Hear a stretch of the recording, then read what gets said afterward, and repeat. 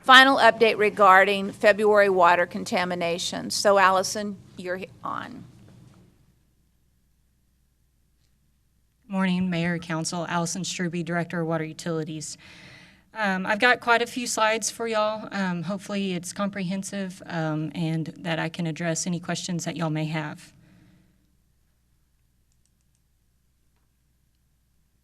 Sorry, this is a new clicker. I'm not. Okay, sorry.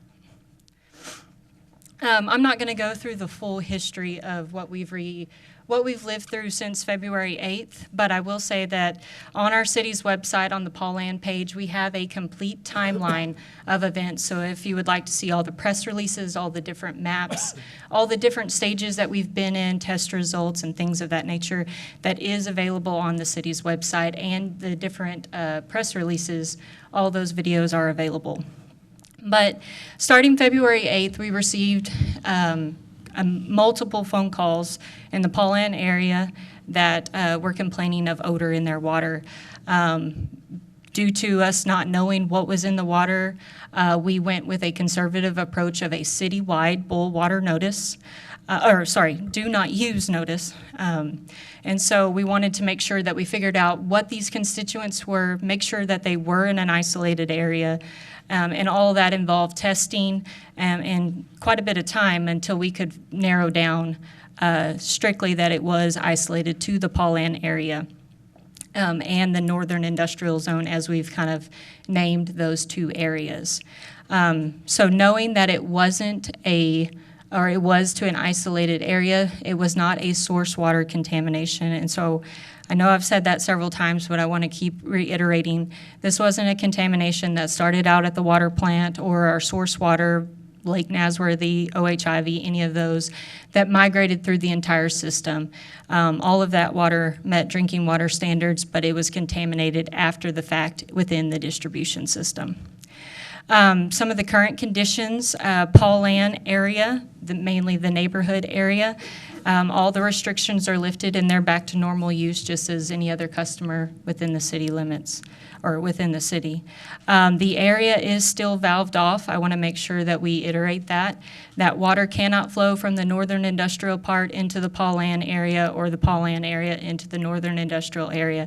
So both areas have one-way feeds into them where water cannot circulate through the system. And we are still performing weekly testing and posting that data every Thursday and Friday.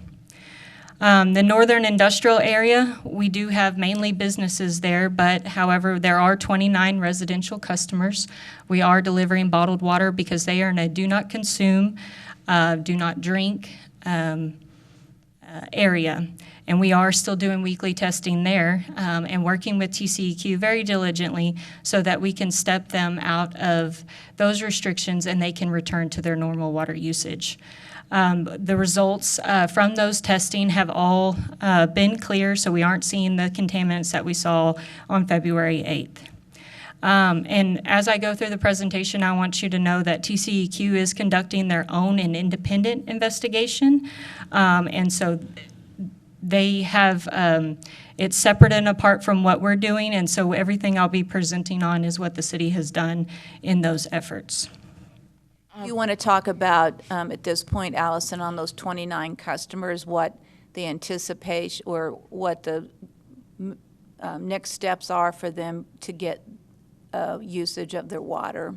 So TCEQ in Austin, the headquarters of basically the water office, we've emailed them all of the data, all of the samples, our sampling plan. They requested a whole host of information so that we could take that area back to no restrictions, and we have sent them that information, and they are going through it and analyzing it, and they said they would get back to us later this week so that we can have that discussion on the timing of when that area would be released.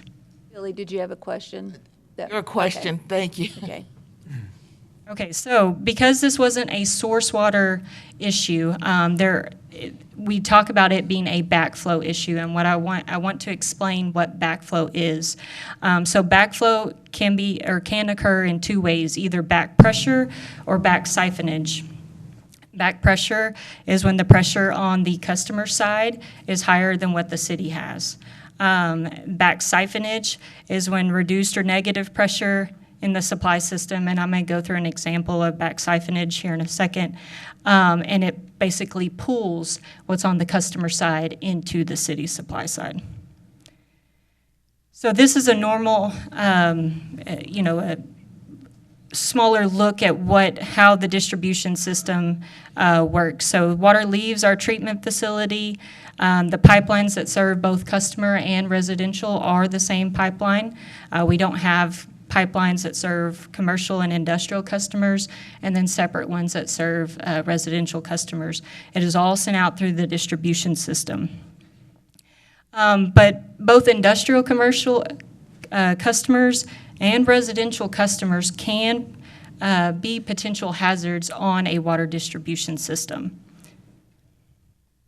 So in an instance like a main break, flushing, pump failure, operation and maintenance, firefighting purposes where they're using hydrants or a large water demand, or even just a customer's increased demand can cause water to pool through the distribution system. And in this example, it is showing it could pull water from that industrial customer into the city's water supply.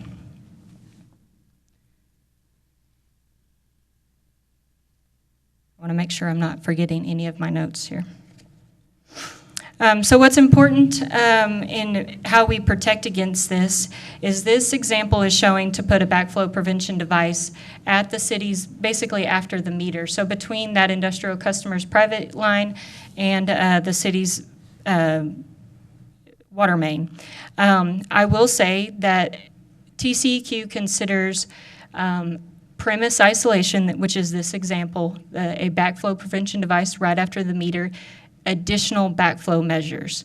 The City of San Angelo water system is what's called the water purveyor.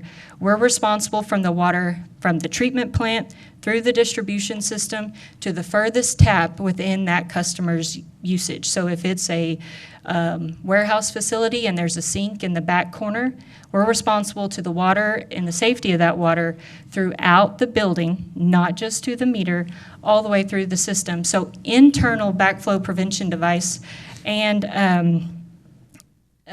ensuring that the water is safe to drink throughout the facility is the responsibility of the water system. I have some notes from TCEQ where they state most cross connections occur between the meter connection and that furthest point. So it's internal backflow or cross connections that we want to try to resolve too. Do you want to also talk about the residential customer, because I think the conversation generally has been about backflow being a primary problem with industrial commercial customers. But the truth of the matter is residential customers also have many things or opportunities to also create backflow and contamination from an individual residential customer. So can you talk through that? Yes. So a hose bib on the outside of a house, that's a very, very common way for backflow or back siphonage to occur. I have some examples here in a second that I want to show, but I also have what the little device is,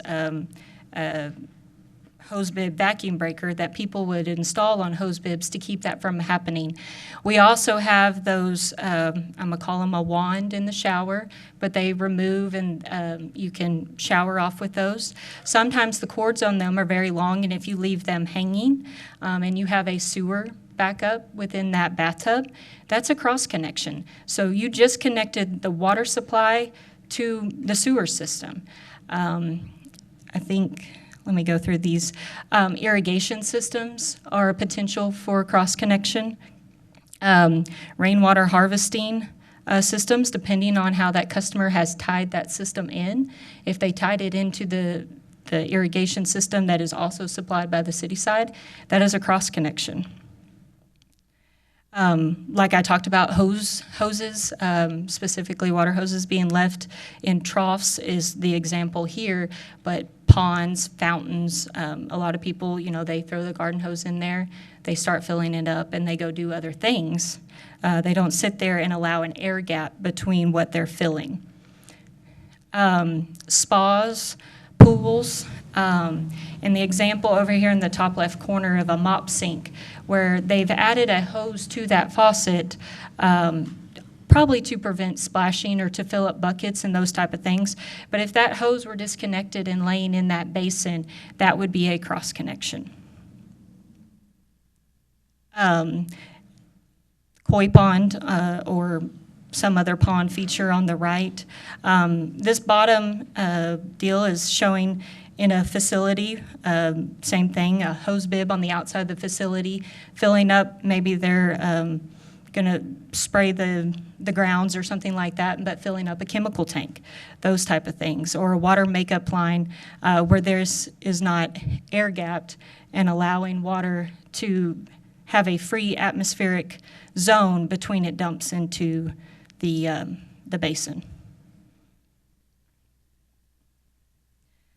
So I want to talk about how we find these hazards or these areas of concern, and that is through a customer service inspection.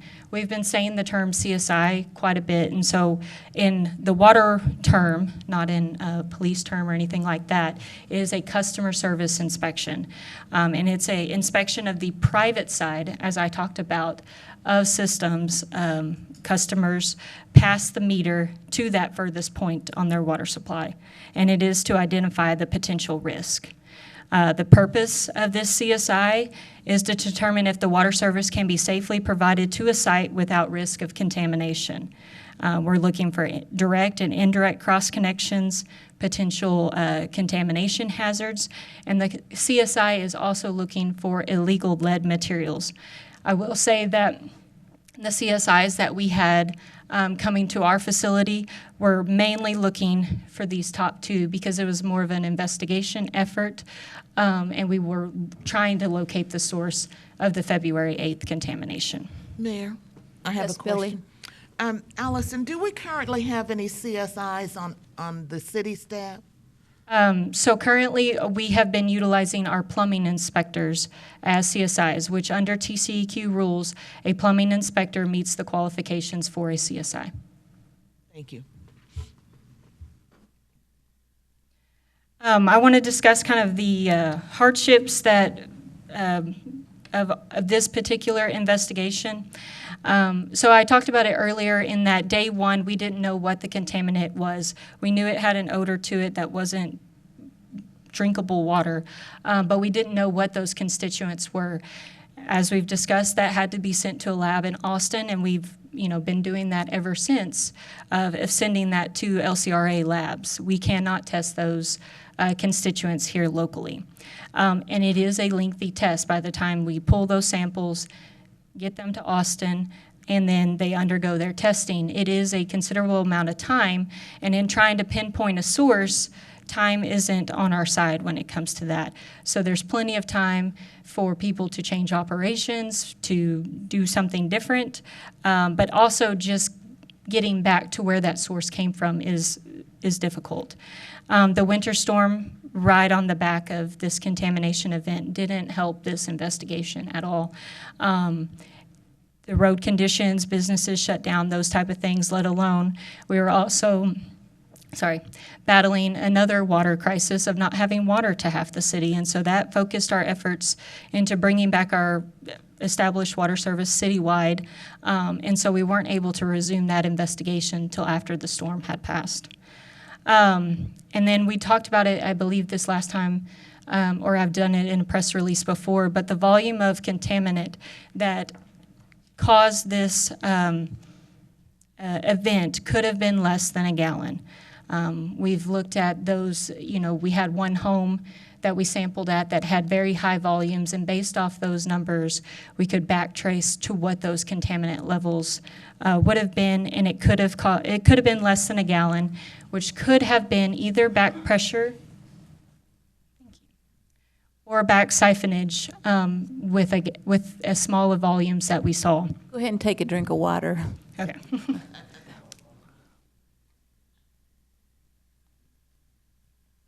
Thank you. And I think it's important to note that flow of water is constant. While we issued the do not use February 8th, people were still flushing their toilets. I'm sure there was still maybe people doing some outdoor use. Water did get consumed. We were having to open hydrants to sample. And so the water never stopped moving. We didn't get to say, it didn't cease and stay in the pipeline so that we could back test all the way to a particular facility or a particular address to say this is where it was located. And the other thing that I want to mention it's a hardship, and also it's good that we believe this is a one-time event. It happened, the one slug of water went into the distribution system and did cause the damage that it did, but because it was a one-time event and it wasn't a reoccurring issue, we couldn't locate the source, and so it didn't help with that matter. You want to talk about, just to clarify where it says contaminant continued to move, we want to make sure people understand that the contaminant didn't continue to move into households and continue to make their water undrinkable, or that we allowed contaminated water to flow to homes outside that area. So you shut the flow off. Yes, so when we you say valved it off. contaminant continued to move only at a certain level, area. Yes, ma'am. So the contaminant, what I mean by that is, yes, we did valve it off. It didn't migrate to other parts of the city. But I'm going to use the term a slug of water that was bad. It didn't stay at the block, 700 block of whatever street. It continued to move throughout the system in that particular area. But the restrictions were in place that were under do not use, let alone do not consume. So we were being, I guess, conservative or proactive in making sure people didn't use it knowingly, but that slug of water didn't stay still. It did migrate out of the system. Mayor, I Yes, have a Billy. question, please, or a series of questions. When you were showing us, Allison, all of the potential, maybe residential situations that, given the small amount of contaminant that got in the system, how in the world can we manage that? I mean, is it manageable? I mean, when you talk about your shower and maybe your sewer backs up, and that hose hanging down, and, just the different scenarios you showed us, Yes, ma'am. Can it be I guess managed? I think the answer to your question is yes, it can be managed, but it will take a more rigorous backflow or cross-connection program to be implemented. And that is one of the last slides that I have in this presentation, is talk about our path forward, lessons learned, those type of things, and how we go about being water purveyors, protecting our citizens, and making sure that an event like this, we do everything we can to make sure it doesn't happen again. Okay, thank you. I'll try to hold my questions. I figured you had it coming, but Yes, ma'am. thank you. So I'm going to go back to these customer service inspections because I know that is what the crux of our investigation entailed, is having these inspectors. We brought in additional CSIs from McAllen, Brownwood, Abilene, and Lubbock, and we greatly appreciate those folks that came to help us. We did 85 inspections of 81 sites. 4 of those facilities had to be revisited, one because the storm was setting in and it didn't allow time to go through the entire facility. Some at the very beginning when the McAllen folks were here, they had made notes to go back and check this, and they were trying to get through a series of commercial businesses. And so we did do some follow-up based off their investigations or inspections to go revisit and ask further questions and make sure that the proper person, a lot of times if you get the admin, she doesn't know a lot about the plumbing system when it comes to the facility, but waiting for a maintenance guy or something that could provide more details. 59 of those 81 sites received letters to address deficiencies. All those letters have been mailed out and sent to those businesses. 34 of those 59 letters were to address deficiencies such as the hose bib vacuum breaker, which is this device. So this device, I believe we bought it at Lowe's yesterday, screws in on the hose bib, and then you would put your water hose on it. This prevents back siphonage. So if you do lay leave your water hose hanging or laying in that fountain or trough, whatever the case may be, this is the backflow prevention assembly that you would install. So That's 34. inexpensive, so Yes, this was $6, almost $7, $6.50. But 34 of those 59 letters were to address buying these, and their hot water heater just didn't have enough of an air gap on their drain line. 25 of those 59 letters were to items such as adding, relocating, or upgrading the backflow assembly device. So they may have had a double check in their facility, and the inspector felt that based off their uses, they needed to upgrade to an RPBA, or a reduced pressure backflow assembly. That is the I guess, most robust backflow assembly that you can buy. and what does one of those cost? It would depend on the size. So depending on if it's a 1-inch service line within the facility, or if it's a 4-inch, if we're requiring it at the meter, they can be thousands of dollars, hundreds of dollars. It would greatly depend on the size of that service. Some of those 25 letters were to address soda machines and RO systems that just didn't have the right backflow assembly installed on them. Say that again, because that tells you again how minor an event can be. So 25, of some of those of the 25, some were to address soda machine backflow assemblies or an RO unit backflow assembly. But what I want to, I guess, reiterate on this site is while we did find deficiencies, and that is a scary term, and I'm not trying to downplay any of these deficiencies because they can all be culprits of this contamination. What we didn't find in this investigation is the deficiency coupled with the chemical content or the ability for those chemicals to merge together to cause this event. And so we did not find the source of this contamination because we did not find definitive proof of both the deficiency and the chemicals that they were using to be able to enter into the water supply. Do we have a time frame, Allison, on the letters that were sent out, time frame for the deficiency to be corrected? Yes, I believe they have 30 days, and I will say that plumbers have already started calling, and due to the backlog of inventory, they're going to do what they can to get get their customer back up and running. But these, yes, those can be addressed well within 30 days.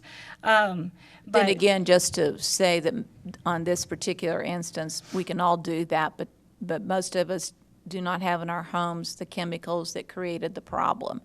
So it still could be a potential future problem, but we don't have those household chemicals generally. The other thing that I want to state is that we've been in communication and even attended a training with TCEQ regarding cross-connection programs. And they will say that the most robust program cannot 100% prevent this from happening. You can put those measures in place and be as proactive and put all the protections in place, but there is always going to be, people do private plumbing work and they just don't know that what they're doing is a cross connection. And so there's always risk to the system, but we will be taking steps to make sure that we mitigate those risks.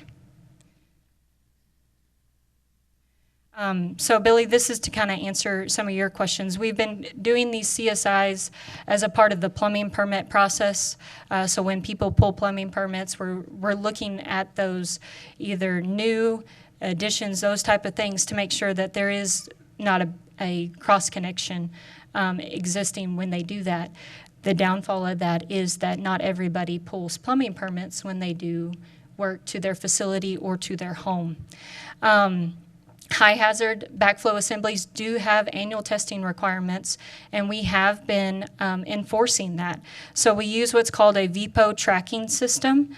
VPO, to my knowledge, doesn't stand for anything in particular, but it is an online database that we use when a backflow assembly gets installed, such as an RPZ or a RPBA, the reduced pressure backflow assembly.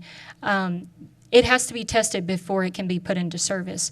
That backflow assembly tester puts it in our system, and then notifications get sent to that customer, to that address location, reminding them your annual testing requirements are due at this time.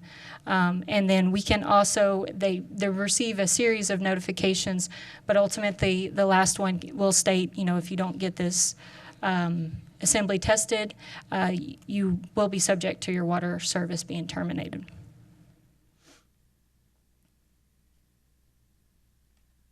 So the path forward is a more rigorous backflow and cross-connection program.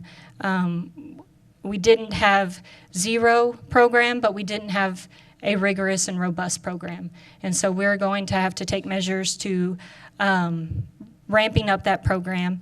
And as an idea and a TCEQ recommendation is to bring in a committee that involves stakeholders both within the city. City involvement would be fire marshal because of fire flow systems have backflow assemblies on them. The health department, such as the soda machines, those type of things. Building official and inspectors, and then also the community. And so one of the first thoughts that we had was reaching out to the development task force. They're already an established group. And most of these things would involve work that they're around plumbers, backflow assembly testers, and our regional TCEQ folks would all be people that we would involve in our committee to make sure that we're being as robust and comprehensive as possible. This will result in an ordinance of adoption of additional plumbing requirements so that we make sure that we adopt and that we can have our CSIs go do inspections and that we have enforcement behind that to make sure that our public water system is safe for all users. And it will also take a team of dedicated employees that do nothing but CSIs. So currently we do CSI work in addition to another function, and it will be proposed to bring back where we have dedicated CSIs that go not only just to those that are modifying or pulling a plumbing permit, but go to these facilities because they haven't been to that facility in a while. Random inspections and those type of things are ones that we do maybe think could be a potential health hazard. So with that, I'll be happy to answer any questions you have. Lucy? I have a question, Allison. What would you tell the residents of PaulAnn right now that still are concerned with the water? I know that you said this is what we're going to do to make it safe, and so many people do believe that it's safe, but then you have so many people that are still concerned that they are not real sure. What would you let them know? So to me, the valving and the separation of the northern industrial area and the PaulAnn and the testing have resulted in none of those contaminants being present in the water. And that is factual information and available. So it is, the testing of the water has presented that it is drinking water standards. And how long do you think it'll be till the other 29 residents in the industrial park will be able to, I know that you said you were working with it, TCEQ, but I was wondering, how long do you think till they still cannot use their water? We're working hard to see if we can't get that done this week, if not as soon as possible. But it will depend on TCEQ in Austin and what they are, I guess, going to be comfortable with. Describe what their comfort level is in terms of the water. It has to test a certain level for so many days. Is that why? It doesn't have a specific, you have to go 10 days with clean water. Those requirements, they wanted to see the inspections get done. And so those inspections have been sent to them, showing those deficiencies and that we're getting those customers to address those deficiencies along with the testing. And we have informed them that the valving will stay separated at this time too. So I think with those three things, it should be able to, I guess, allow for their decision making to come quicker, but there's no specific day requirement. Thank you, Allison. Billy? Allison, you know, when we talk about a more rigorous program, I'm assuming that you're talking about citywide. Yes, ma'am. That we would be looking at that citywide. And included in that program will be opportunities to identify what industrial users use what chemicals, because I'm sure there's a different combination of chemicals that could contaminate our water and just not the three that were identified, you know, with this one.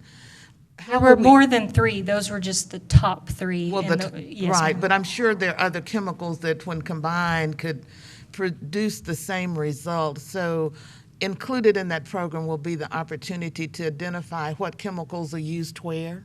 Yes, ma'am. And specifically those that are being coupled with the water supply. So if they're mixing a chemical and water to create a solution that cleans something or produces something, that is what we're going to be mainly looking at, not because they have hand sanitizer at their sink in the bathroom, but because they are how they're using that chemical within their facility will be, yes, heavily looked at when they do these CSIs of existing facilities.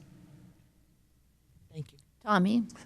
Allison, I assume, so I didn't hear, I may have missed it, but I didn't hear you specifically say those that have deficiencies that have been noted by one of the inspectors, we will be going back to verify their compliance with the backflow, back siphonage to address their deficiency? Yes, we will. A lot of these did require that they pull plumbing permits to do that, and it is documented, and the building official is copied on that letter. And so, but the ones that needed to install these, they would just need to give us a call back, and there's instructions in that letter to do so, so that we can go back and make sure that they did address what they were supposed to. Okay, thank you. Do I have any further questions or comments anyone would like to make on Allison's presentation?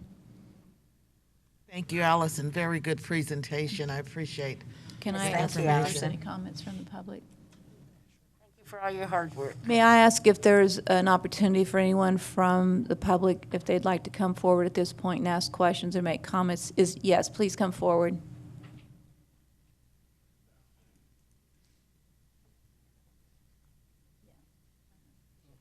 Dietrich Tillers, District 4. You're done. No. Just getting started. Just a few questions. Just a few questions just in terms of what was just presented here. 2 city council ago, we had residents from the PaulAnn community that basically complained that there was aroma that came from the faucet. And it was stifling to the point of nausea and vomiting that made their families sick. So I'm not a plumber, but I think we generally know that there's supply water and then there's wastewater. If we've already identified that this is not a source problem, so it didn't come from the actual source, and we actually saw the display of, I believe, that showed that it could come from a commercial space or a residential space. I know there was a lot of conversation in terms of putting things in place to catch it from a residential standpoint, but it's hard for me to see from a backflow perspective that from the faucet that it would produce an aroma that would cause nausea or vomiting. That would be I guess the issue from a backflow perspective. Correct. Allison, you want to come forward to address that? But yes, of course, again, it's a mixture of what the contaminants are. So there could be contaminants that have different smells from these smells, or contaminants that don't have a smell that could create a problem. So it just so happens in this case, the contaminants that created this problem had the mothball smell to them. But not all negative contaminants will have a mothball smell.